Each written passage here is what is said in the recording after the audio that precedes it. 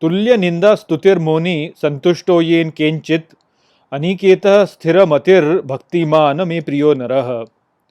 Hello friends, this is the 19th Shloka of the 12th chapter of Bhagavad Gita, and today we will understand this Shloka in detail. So let's first go over its meaning. So the Shloka says, Tulya ninda stutir moni, which means balanced in condemnation, praise, silence. Santushtoyan kenchita, which means satisfied in whatever. Aniketa sthirmatir, which means homeless, steady in intellect. Bhaktiman me priyo narah, which means person full of devotion is dear to me. So, in the previous shlok, Sri Krishna mentioned that those devotees who remain restricted in association are dear to him. Now, here he is adding to that and is saying that those who remain balanced in condemnation, in praise, or in silence, who are steady in intellect and who do not house themselves in one point of view, such devotees are dear to him. So, to most of us in this world, there seems to be a duality present in everything. So, we see this world as pair of opposites. So, for example, there is knowledge and then there is ignorance. There is hot and then there is cold. There is rich and then there is poor. There is beautiful and then there is ugly. There is praise and then there is condemnation. So we can see from these examples that there are opposites that we see in this world. But if we were to look at this world in a right way, then we will realize that all these dualities that we see are all being created by us itself, and that has been created because of our association with something in this world. So let's consider all the examples of the opposites that we discussed earlier, and we can see how we can break them one by one. So for knowledge and ignorance, we can see that it's not really something which is relative. Knowledge actually is absolute. So what we consider to be knowledge and ignorance is not something which is opposite, but there is one single thing. The absence of knowledge is ignorance, and the absence of ignorance is knowledge. So they are not opposites as such, they are just continuum of the understanding. Also, what we consider knowledge can be ignorance for someone else. As an example, Hindus consider idol worship to be knowledge, while Muslims consider idol worship to be ignorance. So what we consider as knowledge might be ignorance for somebody else.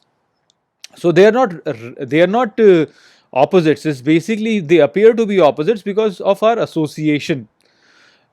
Similarly, what is cold for me, say for example, might be hot for a polar bear. So it's again my association with the human body which is making me understand that this is hot and this is cold. Actually, there is nothing like that. It is just a continuum. Similarly, a person whom I consider to be rich might be considered poor by Mukesh Ambani, say for example, or a person who is considered rich in India might be considered poor in US. So it's again not something which is a pair of opposites. It's basically a continuum, and by our association we make it look like they are two opposites, but they are actually not.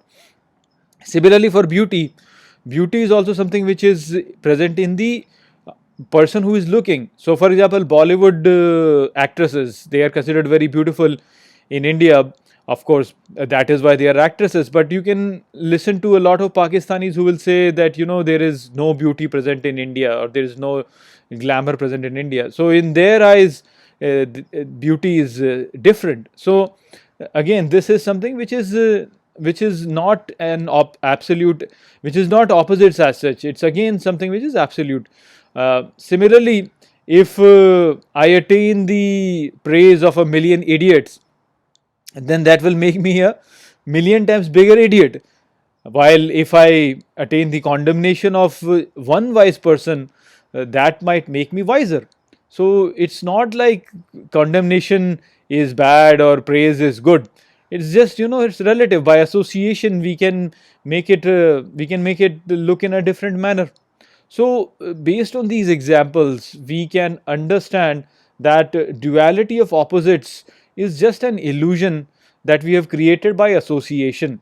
And the goal of our life is to get over this duality and attain the stability in the stead intellect.